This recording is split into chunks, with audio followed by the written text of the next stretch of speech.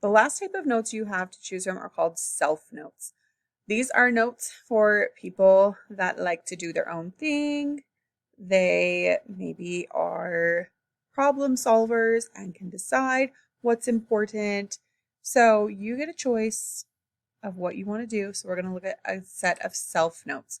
So your self notes will always look like this, and I am going to be picky about them.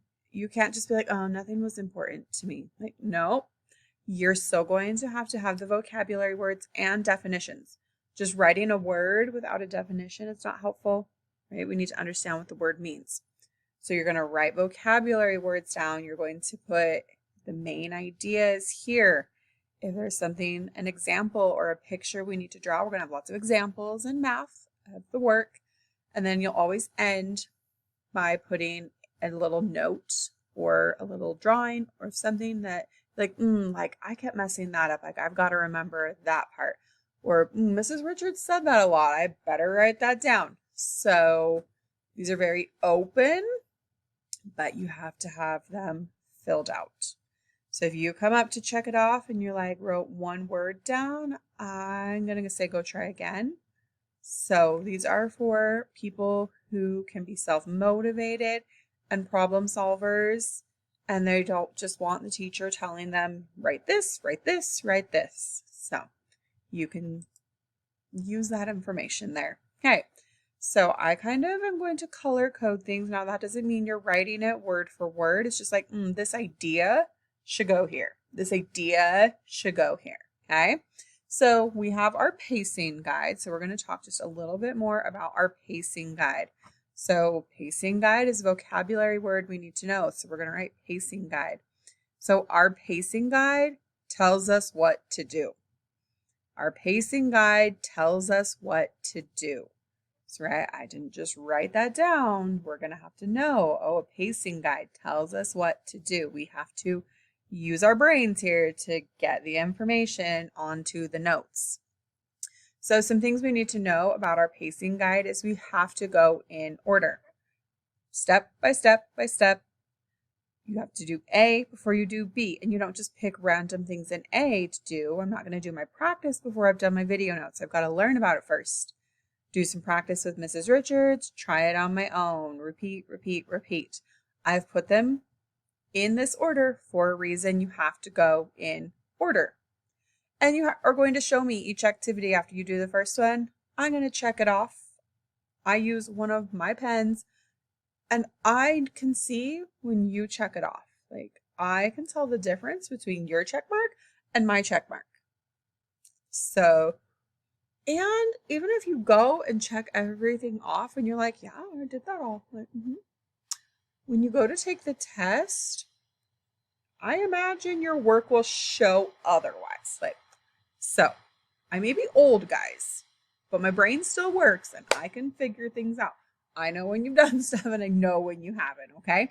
So after you do your video notes, you're going to come show me. Yep, great, check it off. Do this, okay, great, check it off. Oh, we didn't do that all the way correctly. We got to go fix it before we check it off, right? So you're going to get your check marks. When you have my initials at the end, that means bam, like you have got that grade. So that you have finished that section is complete. So we've got to get check marks. We've got to get teacher initials. We've got to get that into our idea box here. Just make sure we're putting these ideas here. We're going to pause if we need to write stuff down. Hey, you all have a folder. It has 3 holes, right? The 3 prongs in it.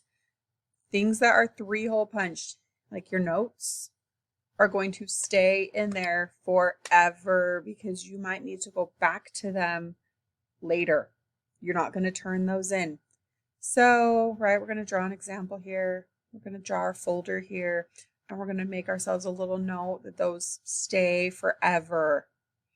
Forever, ever, ever. Okay? You'll use your pockets to you'll carefully tear the math pages out. You'll keep them in your folder. When we're done with the unit, we staple it, we turn it in. Now your folder's clean, except for your notes. Your notes stay in your folder forever. So we're going to pause. We're going to draw our folder. We're going to make a note. We're going to remind ourselves to put our math pages in our folder. So you all have a folder to stay organized. Your folder doesn't leave the classroom. Okay, so it's always here. If you need to take something home, just take the paper home. Don't take your whole book home, right? We want our math stuff in our math classroom where we work on it. So pause, do what we need to do. Okay, we have, oh, I didn't color code this one. Let me, so when we are getting help, we need to watch the video first, okay? And not just, right, we don't just watch, we don't play the video. We have our eyes on the screen, our ears are listening, our brains are participating and writing down what we need to. So watch the video. That's usually a pretty good, like, oh, okay, that helped me.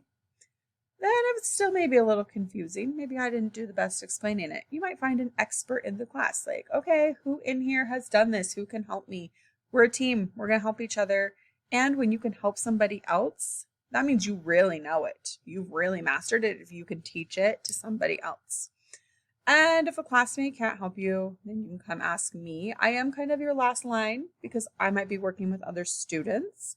So, right, video, classmates, then the teacher. So make sure we know how to get help as part of our key ideas.